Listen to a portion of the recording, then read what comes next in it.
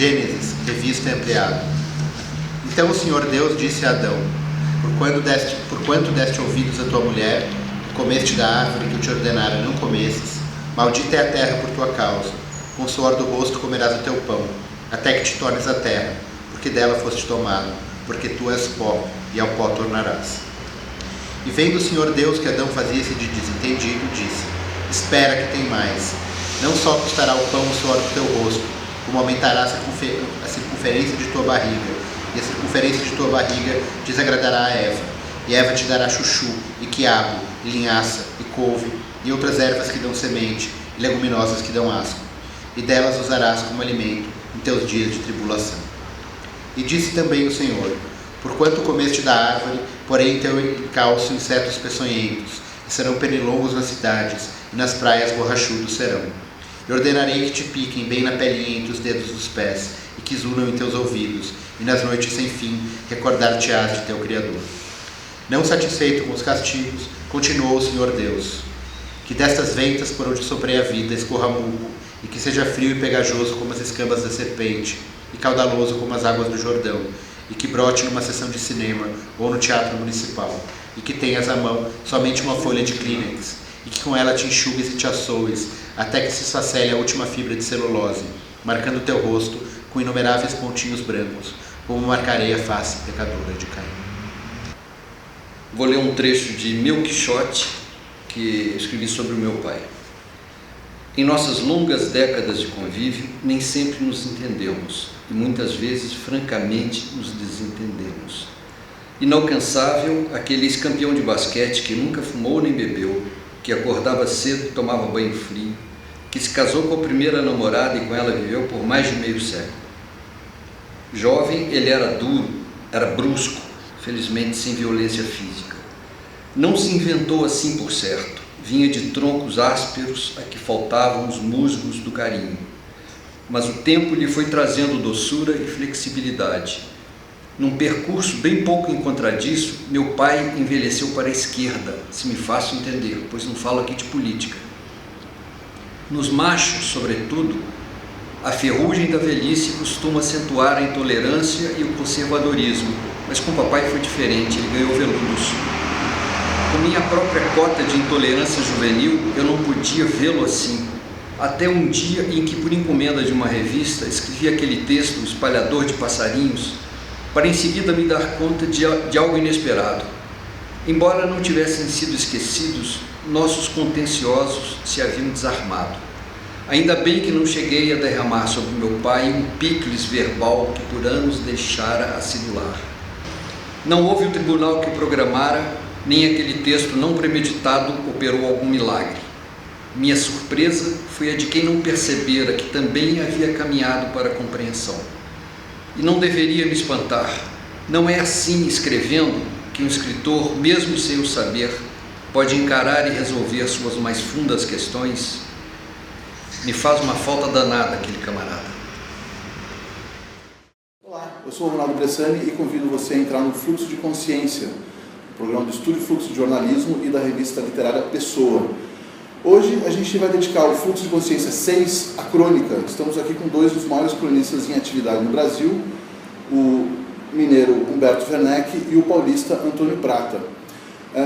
Nesse sexto programa, a gente vai continuar falando de política como nos anteriores, e embora seja um assunto cada vez mais intragável, mas esses dois cronistas aqui têm conseguido fazer com que esse assunto seja algo saboroso nas suas colunas dominicais do Antônio Prata, na Folha de São Paulo, e as terças-feiras do Humberto Werneck no Estado de São Paulo, ou seja, eles são concorrentes. Eu queria começar perguntando, já que a gente sempre fala de política, para vocês que escrevem toda semana e tem que ter assunto toda semana, ou seja, tem que ter papo furado toda semana, porque a crônica nada mais é do que a arte da conversa fiada. Como é que é concorrer com a narrativa política que já se desenrola, sei lá, desde 2013, talvez desde junho, incessantemente, né? Vazamentos, quedas, prisões, golpes ou não golpes. Como é que é concorrer com esse tipo de narrativa política sendo um cronista? Como é que é, de repente, desencavar outros assuntos ou mesmo encontrar ângulos novos deste assunto para conversar com o leitor. Eu queria começar por você, Humberto. O critério é a antiguidade, então, né? Começar por mim aqui. Olha, para mim não é nenhum problema. A ideia que eu tenho de crônica é um pouco assim, uma contramão dentro do noticiário. O noticiário ele tem que ser objetivo e impessoal. E eu faço questão de ser subjetivo e mais pessoal que eu puder. Eu acho que o leitor tem interessado um pouco nisso também. Raramente eu trato de política. Raramente. Sou até cobrado, sabe? Por que você não fala de política, mas está fervendo, que você está indo? De fato, eu prefiro não me meter nessa. Eu acho que a imprensa está muito cheia de colunas e, na verdade, tem pouca crônica. Eu não quero ser um pouco arrastado assim, pelo noticiário. Que me lembre, nos últimos tempos eu fiz uma crônica que tinha a ver um pouco com isso, que eu escrevi na madrugada, que foi uma madrugada de vigília para mim, da votação Do impeachment. Do impeachment, não é? Que foi... Enfim, eu estava diante de uma foto antiga, de uma festa lá em Belo Horizonte, onde estava a Dilma, que era da minha turma de bairro, e estava também uma menina linda chamada Ângela Diniz. E eu falei dessas duas mineiras que foram sacrificadas, foram abatidas. As duas foram abatidas. Eu fiz uma coisa, procurei fazer uma coisa sutil, sabe? Também acho que eu não tenho, assim, uma embocadura boa para falar de política, eu não sou um homem de... Eu sou mais um contador de histórias do que um homem de reflexão. Eu acho que vai bem na crônica essa coisa da história, da observação do fato pequeno. O fato grande eu deixo para... E você, Pratinha? Você não, você inclusive já teve alguns problemas aí com alguns textos sobre política que você escreveu, né? Já mas ovadas, né? Hoje em dia também você tem problema com qualquer coisa. Falar que gosta de sorvete de coco, alguém vai falar que você é um fascista, que o chocolate que é o melhor, e que coco só porque é brasileiro, e já vai falar que você, por isso, está fazendo um nacionalismo burro e tosco, e vai para Cuba. Mas eu concordo um pouco com o Humberto.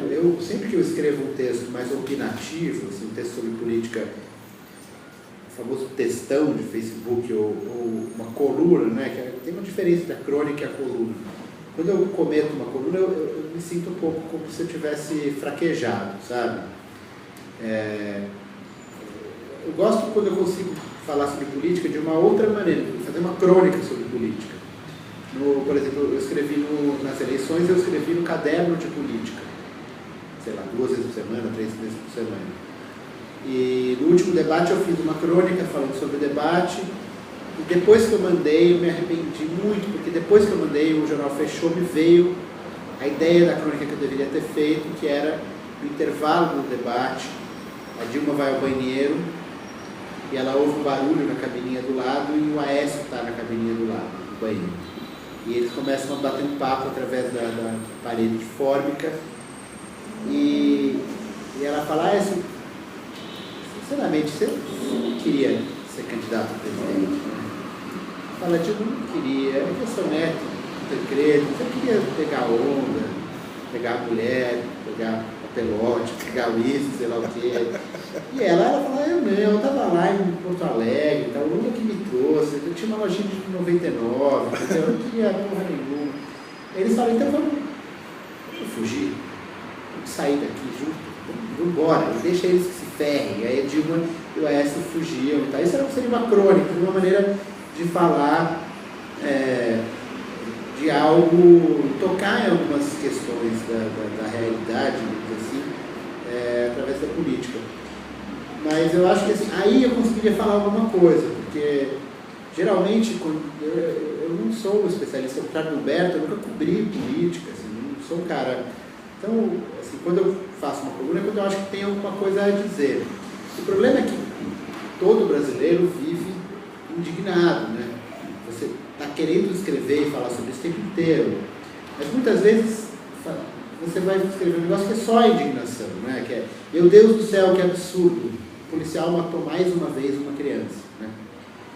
Você fala, cara, o policial matou uma criança, eu não vou falar nada, e às vezes você tem que falar, não, porque você não vai falar só isso, meu Deus, o policial matou uma criança, porque isso não vai acrescentar, não vai melhorar. A questão é quando eu consigo achar um meio da indignação virar uma crônica.